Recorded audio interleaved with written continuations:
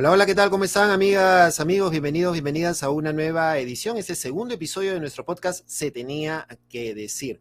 Yo soy Paco Pérez García, arroba Paco al Sur en Twitter y en Instagram, donde ustedes pueden encontrar también algunos comentarios, detalles y algunas notitas más referidas a todo lo que vamos viendo y escuchando, comentando en este podcast, donde tratamos de analizar un poco la situación que viene dándose en nuestro país, conversando con los protagonistas de la circunstancia política, social que estamos viviendo, pero también donde tenemos al final del programa un espacio también para comentar cosas que, pese a todo lo sucedido, resultan positivas.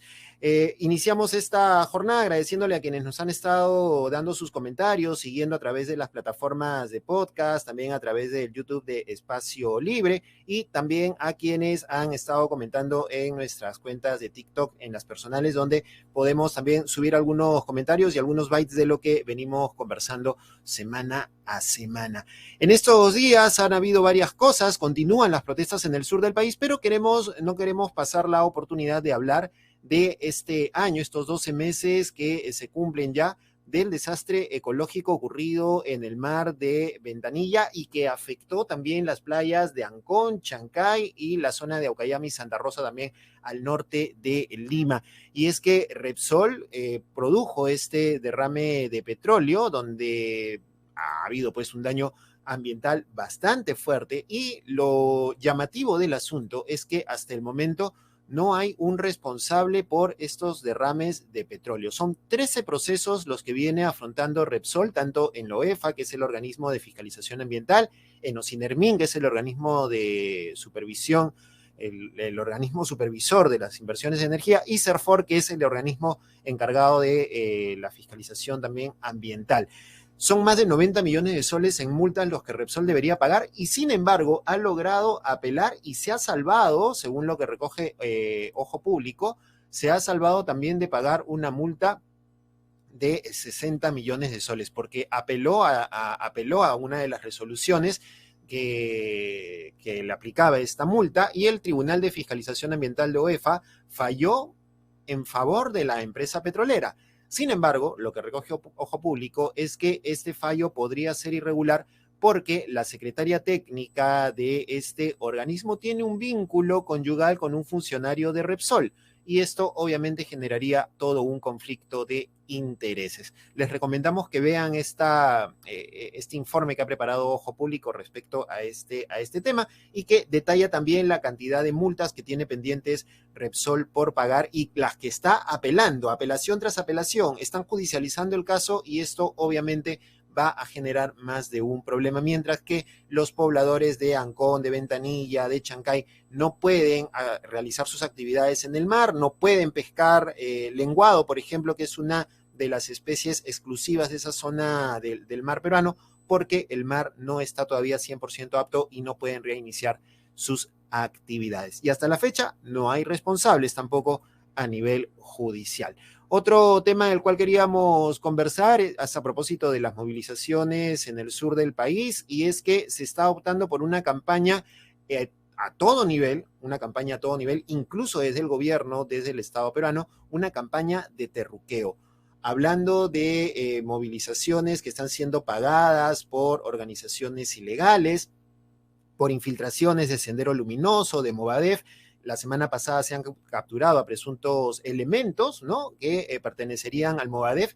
Sin embargo, llama mucho la atención también el papel de los medios de comunicación, y es que la concentración de medios liderada por el comercio le está abriendo la cancha a un analista que ha sido ministro del Interior. Se trata del señor Rubén Vargas, quien está hablando de las infiltraciones del Movadef, quien está un poco justificando toda esta campaña de terruqueo que se está dando desde los medios de comunicación, desde sectores gubernamentales, ¿no es cierto?, y desde el Congreso, y llama la atención porque Rubén Vargas, precisamente cuando fue ministro del Interior, días antes de que saliera del gobierno de Francisco Sagasti, lideró la presentación de varios integrantes, supuestamente miembros del Movadef, que habían sido capturados en medio de este llamado Operativo Olimpo. Y Rubén Vargas dijo, y está en las notas de aquella fecha, Rubén Vargas dijo que este había sido el golpe definitivo contra el Movadef y contra los rezagos de Sendero Luminoso.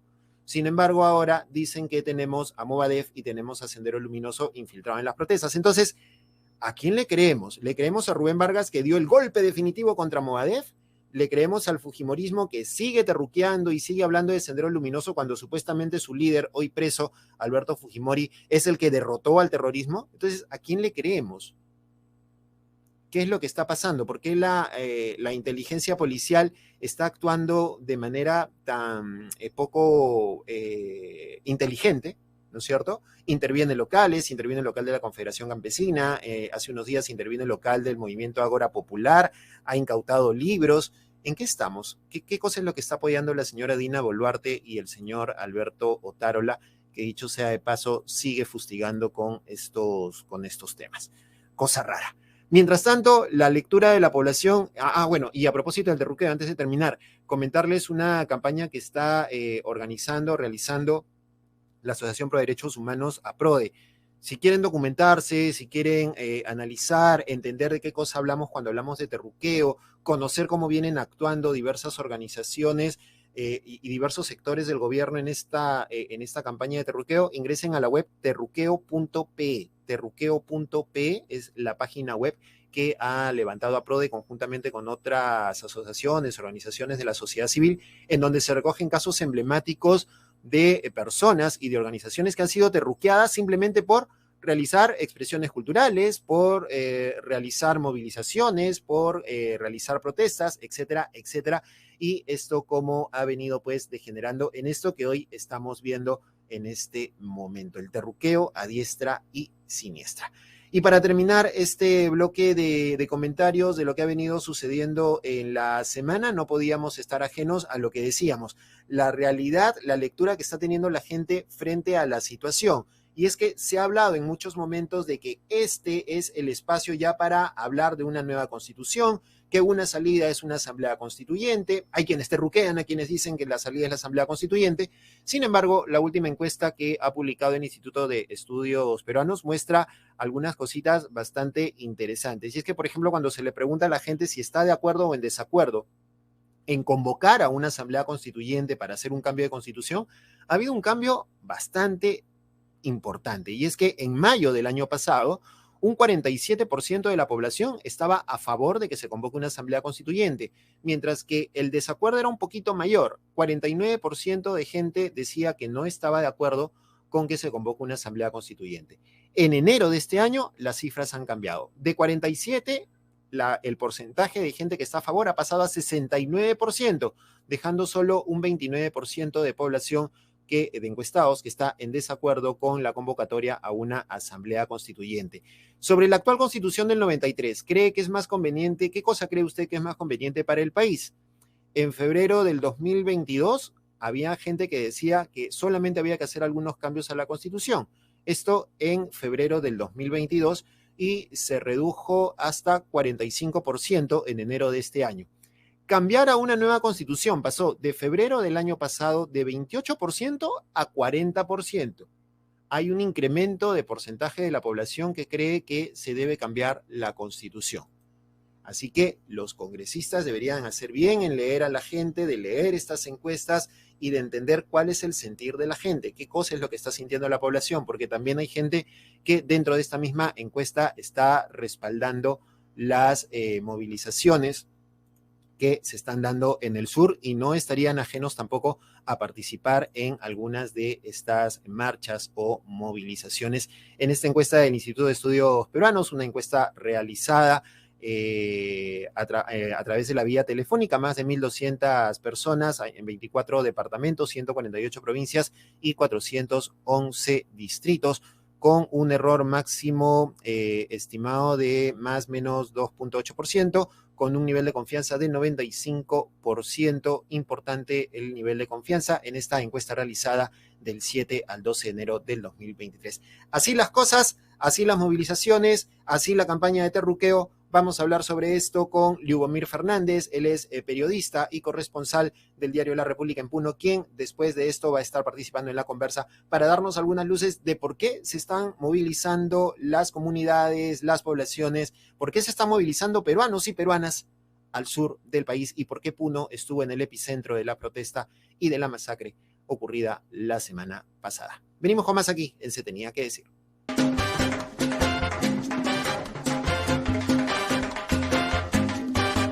Continuamos aquí en nuestro podcast Se Tenía que Decir. A quienes nos escuchan a través de las plataformas de podcasting, recordarles que lo que vamos a escuchar ahora son algunos extractos de video que han sido presentados en las redes sociales, que se han vuelto tendencia, digamos, también por su pertinencia frente a las noticias que se han venido dando. Y a quienes nos siguen a través de YouTube van a poder ver estas imágenes mientras vamos comentando. Y si producción nos ayuda, vamos de inmediato con este primer video que salió cuando esta semana juró el nuevo ministro del Interior, Vicente Romero, que ya ha sido ministro del Interior en el gobierno de Pedro Pablo Kuczynski.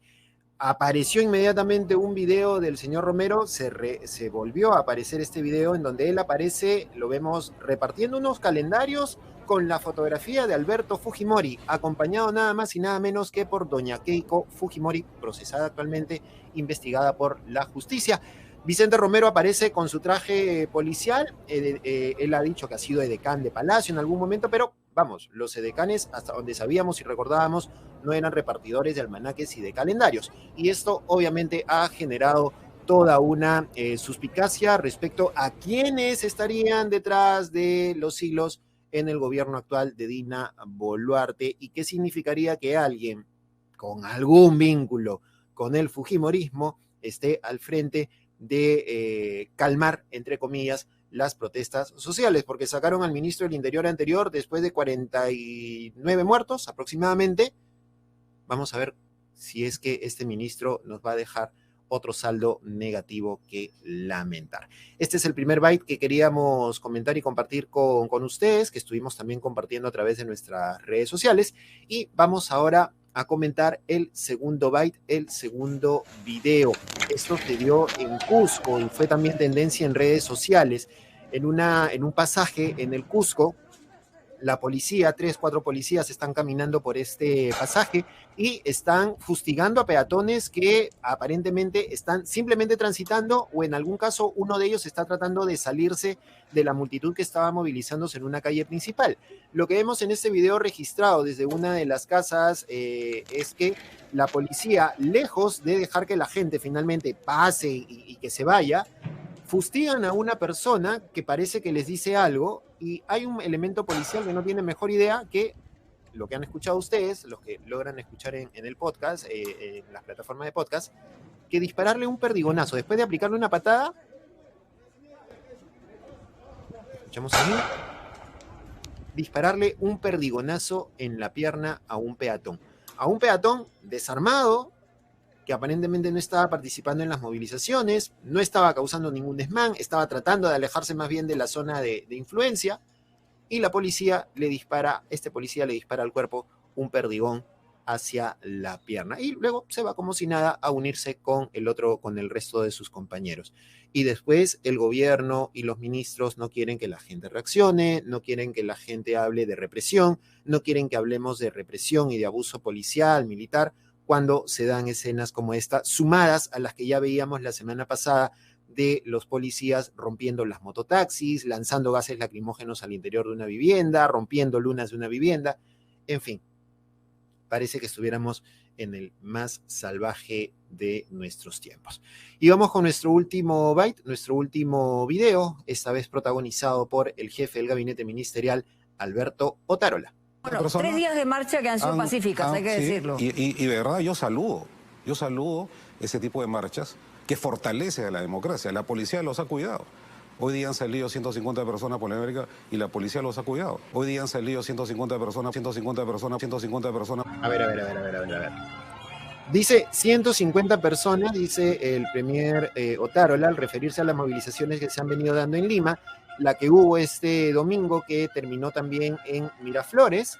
Movilizaciones que, según las imágenes que vemos en este momento y que han estado circulando en redes sociales, no son 150 personas, pues, señor Otárola. Son más, ¿ok? No serán miles, como lo que está pasando en el sur del país, pero estamos hablando de más de 150 personas sobrado. Estamos hablando de centenares de personas. Entonces, no podemos minimizar las movilizaciones, no podemos minimizar las marchas. es probable que seguramente llegar a Miraflores no va a significar que gaseen a la gente ni que la repriman como han estado reprimiendo en Juliaca, en el Cusco, en Huancavelica y en otras zonas del país, pero tampoco podemos minimizar estas marchas. Hay un descontento, lo veníamos mencionando hace un rato. Las encuestas están hablando de un descontento. Tenemos una presidenta con casi el 80% de desaprobación y un gabinete ministerial que tampoco se queda atrás. Entonces, no se dejen llevar solamente por las marchas, entre comillas, por la paz, con estos polos blancos, ¿no? Entregados y repartidos por la policía, que también lo hemos visto en algunos videos. No se dejen llevar solamente por eso. Hay un porcentaje importante de la población que está descontento y Lima está empezando a movilizarse. Ojo, Lima está empezando a movilizarse. ¿Cómo cayó Merino? ¿Quiénes se movilizaron para que cayera Merino? No fueron solamente las regiones. Tuvo que ser en Lima la movilización, día tras día tras día, durante una semana, para que Merino renunciara. Ojo con eso. Estos fueron los bytes de esta semana en Se Tenía que Decir. Vamos ahora con nuestro siguiente bloque, La Conversa.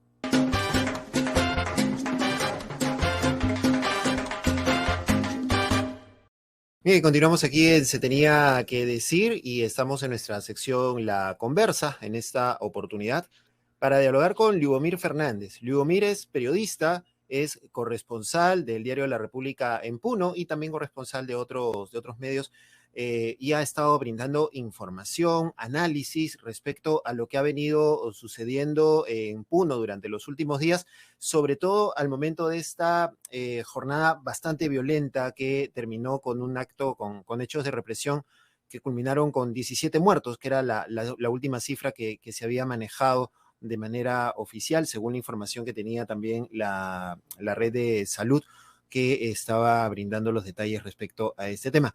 Liubomir, ¿cómo estás? ¿Qué tal? Bienvenido a Se Tenía que Decir. ¿Qué tal, Paco? ¿Cómo estás? Un gusto escucharte. Gracias por la Bien. invitación también y por la convocatoria. No, gracias a ti. Entendemos que las cosas están todavía movidas en Puno, en Juliaca. Nos contabas que estás en Ilave, un poco haciendo también cobertura de movilizaciones, los hechos que están ocurriendo allá. Pero queríamos un poco conversar contigo porque básicamente durante estos programas que hemos estado sacando, hemos estado tratando de analizar y de entender las razones de la protesta más allá de lo que se viene diciendo en Lima, lo que está diciendo el mismo Ejecutivo, que habla de asusadores, ¿no? Que habla de influencia extranjera. Y qué mejor que poder conversarlo con quienes están en el lugar, quienes están en el sitio, en el momento y haciendo esta cobertura. Cuéntanos un poco, Liubomir, ¿cuál es la posición que está teniendo la gente que está saliendo a manifestarse, que está movilizándose y que está siendo víctima también de esta represión?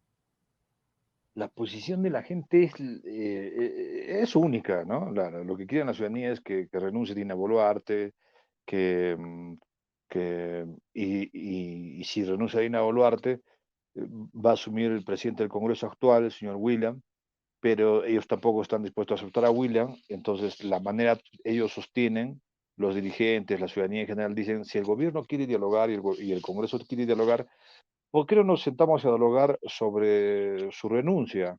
¿Por qué no nos sentamos a dialogar por cómo hacemos que ya cambien al señor William Zapata y pongan a alguien más neutral, ¿no? Y si se va, y cuando se dé esa figura, inevitablemente va a tener que regresar a la calma, ¿no? Ellos lo ven así, ¿no? Y ellos sostienen, advierten de que su protesta no es pues de obras, no están pidiendo obras, carreteras, proyectos, ¿no? Que el gobierno quiera mandar ese mensaje como para partir, para dividir, yo veo que los exalta más, ¿no? El día de ayer, ahorita me encuentro, por ejemplo, en la ciudad de Ilave, la capital de la nación aymara, como ellos se han denominado, que son aymaras, por cierto, pero la capital la han puesto acá. Hablas con la gente, con el poblador del sector rural, y la gente se siente muy molesta y dice, oye, ¿cómo es posible que nos digan cómo es posible que el gobierno, en su lógica, en su entender, dicen, el gobierno ya sabía con qué armas, balas han matado a los manifestantes en Juliaca, que todo apunta que son balas Dum Dum, y entonces, como para evitar responsabilidad, le atribuyen a la influencia extranjera. Uh-huh. La frontera desde el día 4 de enero está absolutamente cerrada, o sea, está cerrada no imaginariamente, hay un enorme portón, hay una enorme barricada, piedras, rocas, que no permiten el tránsito de personas, no entran ni salen, y saben, ¿y por qué los provoca más? Porque para financiar su protesta, para hacer todo ello, ellos se acotan. Ellos tienen los aymaras, y en Juliaca, por ejemplo, quienes están sosteniendo la huelga son las comerciantes, y las comerciantes están dando su parte de su mercadería, están poniendo sus cuotas, y entonces los exacerba cuando dicen que hay financiamiento del narcotráfico, de la minería ilegal, o sus canales aparentes de inteligencia no están funcionando como debería de ser, ¿no? Ahora, este tema que viene mencionando el gobierno, lo ha dicho el primero Tarola también este fin de semana en entrevistas, esta supuesta influencia extranjera, esta motivación de dirigentes, ¿no es cierto? Deja mucho que desear porque no se entiende o no quieren entender o aparentan no querer entender cómo es que las comunidades, cómo es que la población finalmente se organiza para este tipo de movilizaciones, porque no es la primera vez que hay una movilización, ya sea contra el gobierno o contra las medidas o en general lo que suele ocurrir, porque hay muchos años de marginación.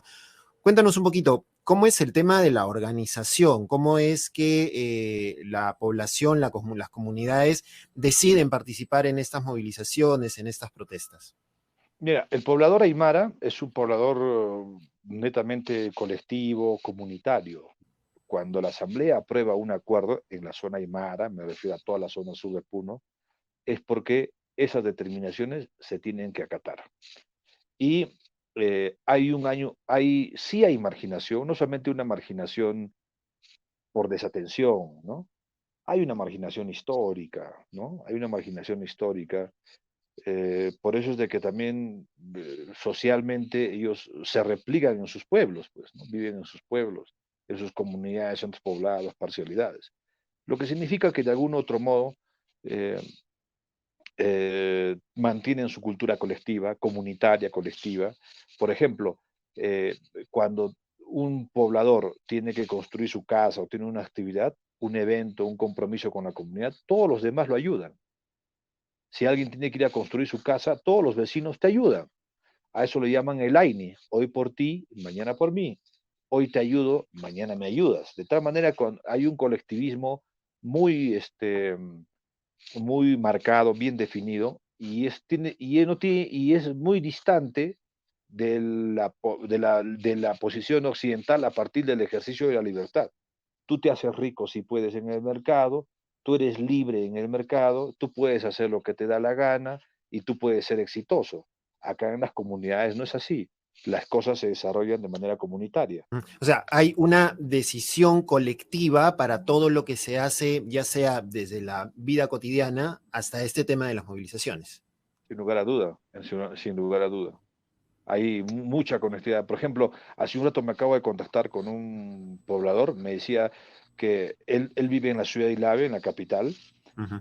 pero como él es comunero, tiene su comunidad, entonces viviendo, ellos en su comunidad han acordado que para viajar a Lima van a poner por cada persona o familia, por familia creo que están poniendo 50 soles, o por persona también hay otros que están poniendo, y él ha tenido que acotar, porque él es consciente que vive en una comunidad, es Ujú. una, una organización bien definida, bien sólida. O sea, Y decisiones entre que se ellos, toman por mayoría y se aceptan y se acatan. claro, ellos dicen, para los aymaras, su democracia es perfecta a la occidental, Ujú. porque, por ejemplo, si en el Congreso alguien toma una determinación mayoritaria, a los que están en contra van y la deslegitiman, la rechazan, y finalmente la decisión es todo y es nada. Pero acá en las comunidades, ¿no? O sea, si toman el acuerdo de ir a la huelga, van y todos se someten. Ujú. Es porque la mayoría lo ha adoptado. Y en el caso de Juliaca, los comerciantes es igual. Los comerciantes es la fuerza mayoritaria en la ciudad de Juliaca, donde ha ocurrido la muerte de estas 18 personas civiles y un policía. La fuerza son los comerciantes, ellos son los que determinan la suerte de la ciudad con los transportistas. Y los comerciantes han dicho de que lo que ha sucedido no puede quedar impune. Ellos son conscientes que son una fuerza importante y ellas mismas están ayudándose, subvencionando. Por eso es que estos mensajes de que lo está financiando el narcotráfico, la minería ilegal, los ofende, los agravia significativamente. Y con mayor... Entonces, ¿y por qué se organizan así de ese modo? Porque sienten que de ese modo también los ningunean. O sea, sienten que al decirle, oye, te está financiando el narcotráfico, ellos entienden que, que los están haciendo menos indirectamente, que no saben pensar por ellos y que hay alguien que lo está utilizando para propósitos subrepticios. Y ellos no lo entienden así. Hay un activismo con decirte de que la organización que hay en este momento es 20, 100 personas. Ya, esto es colectivo.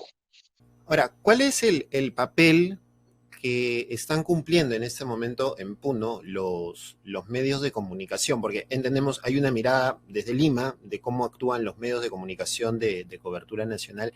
Sin embargo, los medios de comunicación locales han tenido preponderancia en varias partes del conflicto. La cifra de los muertos, la cantidad de muertos durante ese día funesto en Juliaca, nos la enteramos por medios locales, lo que hizo Radio La Decana y otros medios más que estuvieron difundiendo información, conversando con la gente, y que es un fenómeno que se repite en varios conflictos sociales, ¿no? Uno recuerda un poco el Baguazo, por ejemplo, y ve que el tema de los medios locales fue prioritario para poder conocer qué era lo que realmente estaba ocurriendo en el lugar. ¿Cómo está ese tema en Puno? ¿Cuál es el papel que están cumpliendo y qué hay de cierto en que se están recibiendo amenazas también por parte de personas desconocidas o agentes desconocidos hacia los medios de comunicación?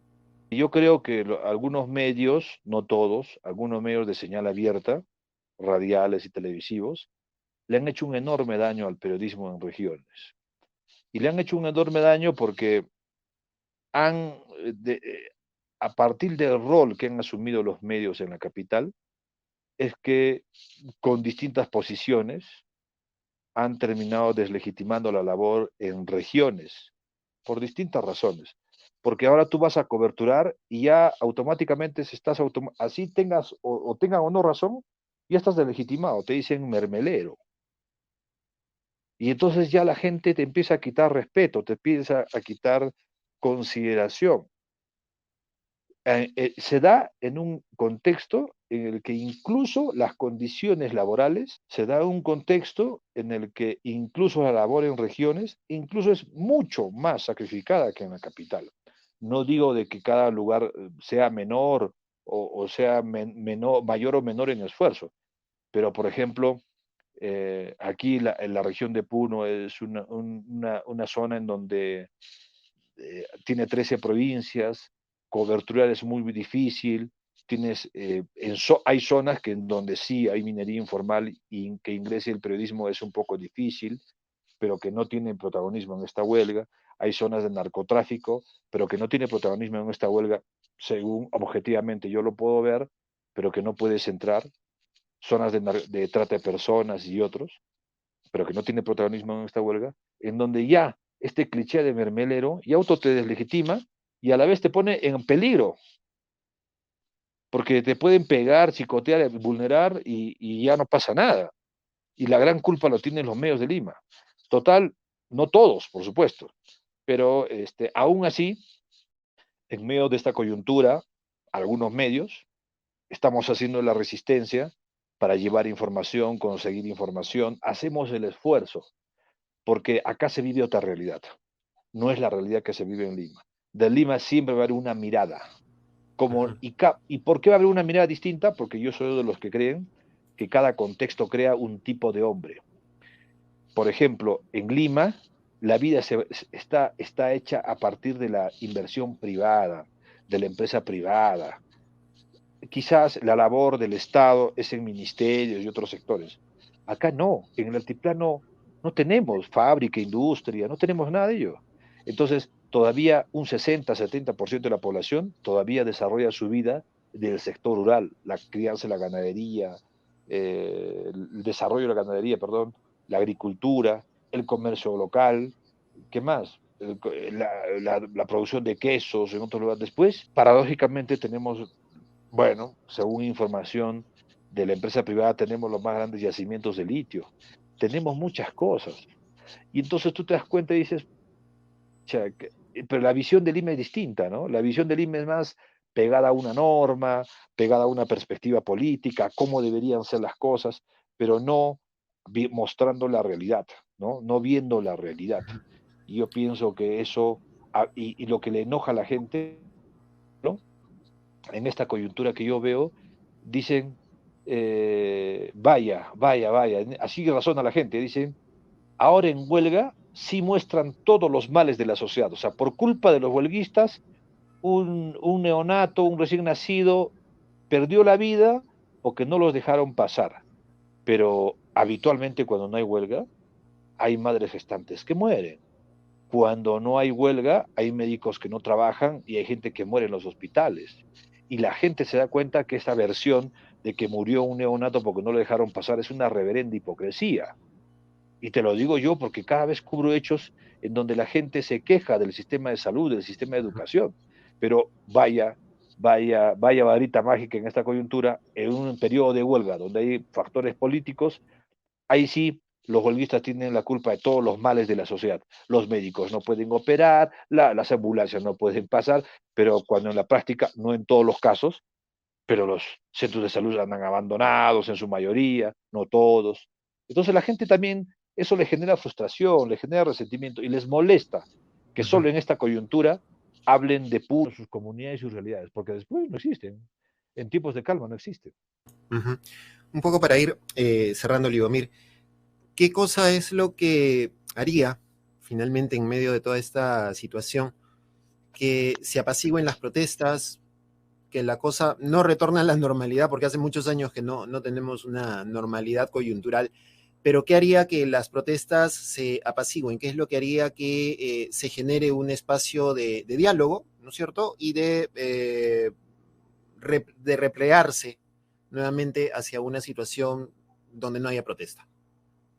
Bueno, tú me preguntas, ¿qué haría para que las cosas se apacigüen, calmen?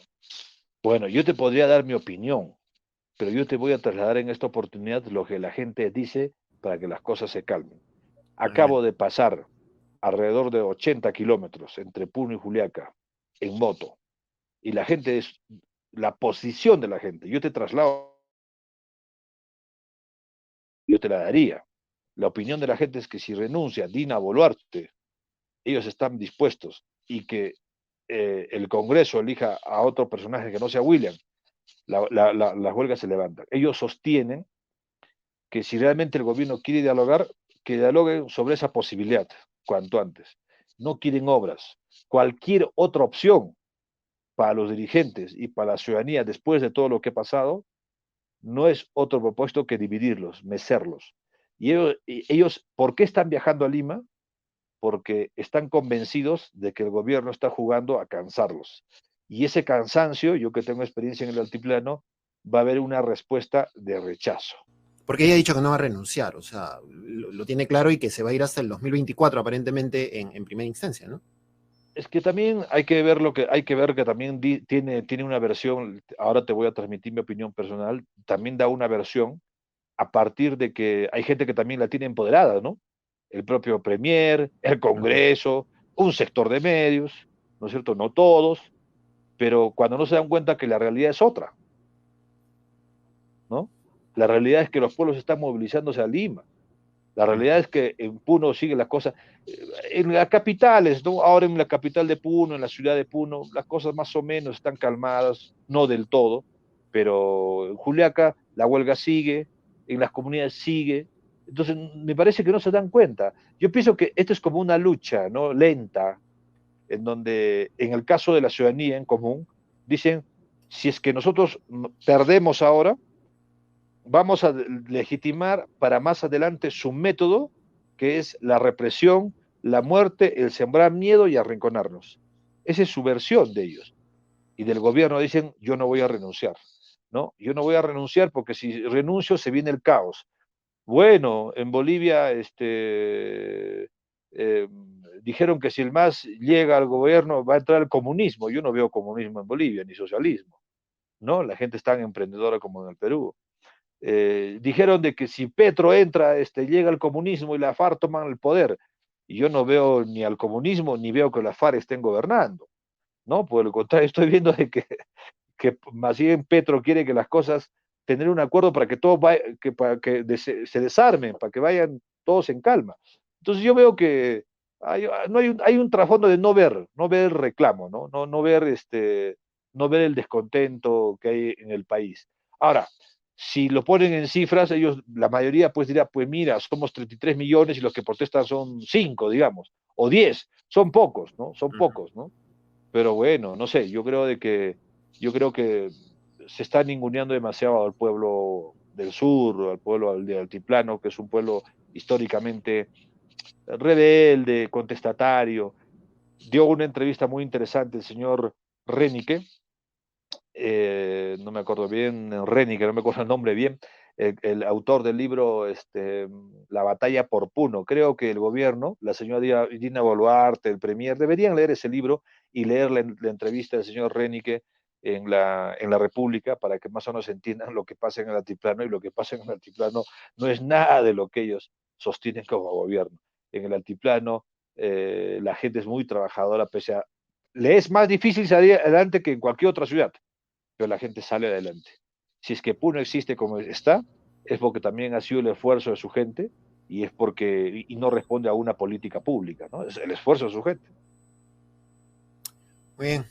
Liubomir Fernández, periodista, corresponsal del diario La República en Puno. Muchas gracias por estar aquí en Se Tenía que Decir, por darnos una luz también de lo que está pasando en Puno, lo que está ocurriendo en el sur del país, y necesitamos más de estas voces para conocer y seguir entendiendo qué cosa es lo que está pasando, y poder tener un análisis mucho más amplio de lo que viene ocurriendo. Seguiremos conversando más adelante, Liubomir. No, muchas gracias a ti por la convocatoria, gracias por interesarse en lo que pasa por Puno. Puno, yo pienso que es un país rico, soy puneño, es un país rico en historia, en cultura, pero para entenderlo no hay que entenderlo desde el puerto de Puno, desde donde salen las lanchas para conocer las islas.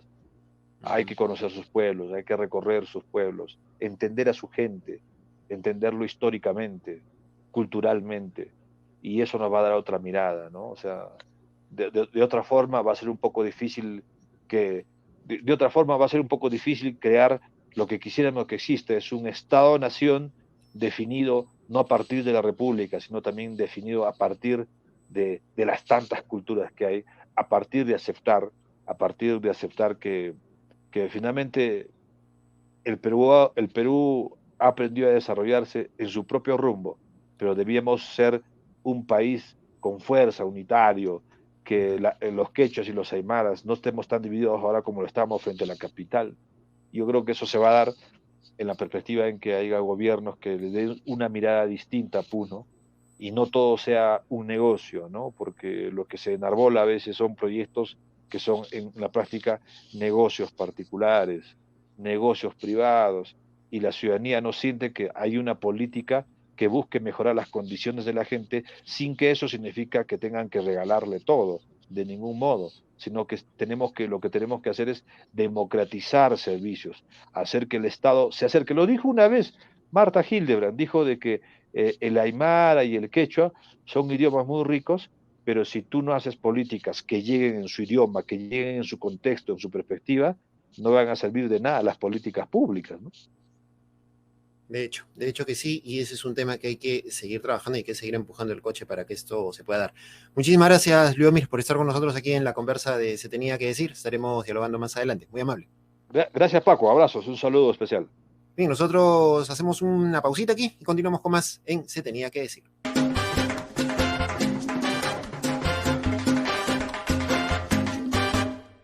Lo decíamos al inicio del programa, lo interesante de este podcast, Se Tenía que Decir, es que a pesar de todo lo que ocurre, a pesar de las noticias, a pesar de la coyuntura, tratamos de encontrar siempre el aspecto positivo de las cosas. La semana pasada hablábamos de la película Willax Pirca y lo mucho que ha significado esto convertirse en un oasis en medio de toda esta situación. Y ahora vamos a hablar de algo un poquito más ligero, un poquito más ligero, más soft, más suave, ¿no? Y que tiene que ver con algo que ha marcado tendencia en el mundo de la música y en el mundo de las redes sociales. Chiquito nada más, porque si no YouTube nos bloquea.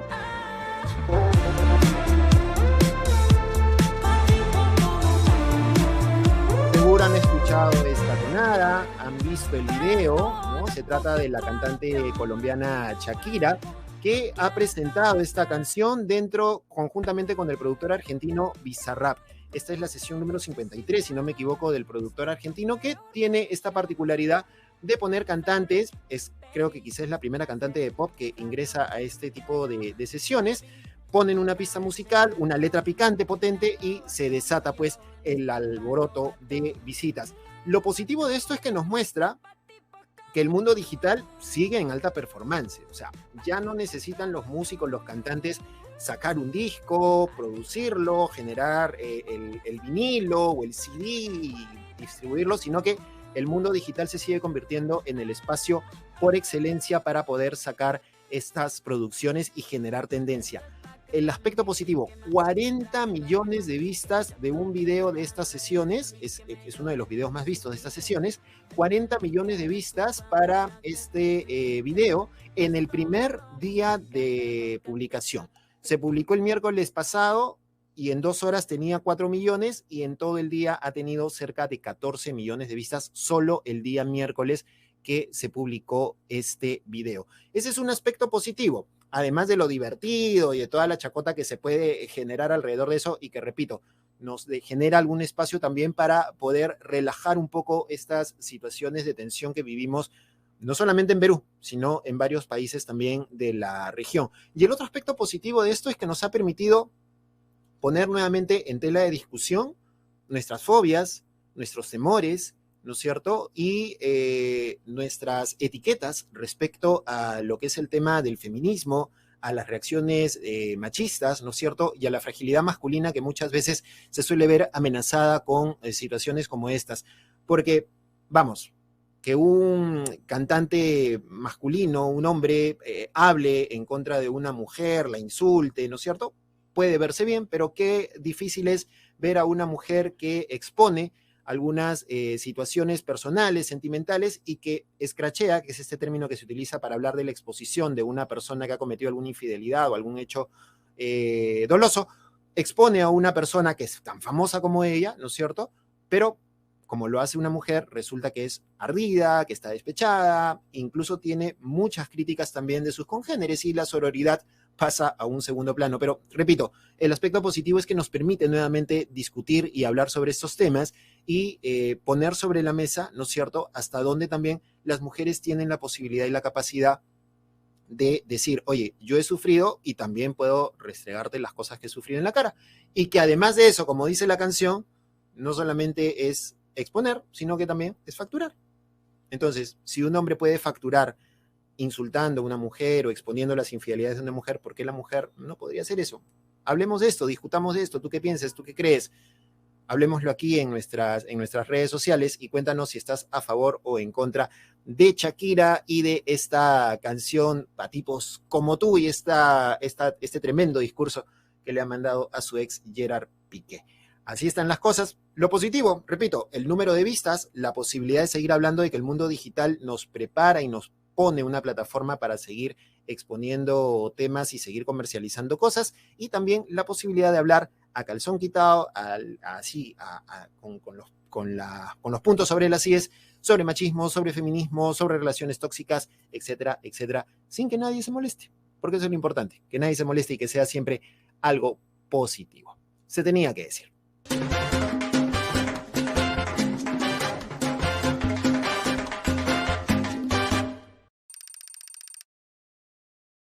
Y llegamos al final de nuestro podcast Se Tenía que Decir. Yo soy Paco Pérez García, me encuentran como @PacoAlSur en Twitter, en Instagram, para comentar y hablar sobre estos temas que hemos venido conversando, que nos hagan las sugerencias también. En el canal de YouTube nos pones también la sugerencia de los temas, ya nos han propuesto algunos en el episodio anterior.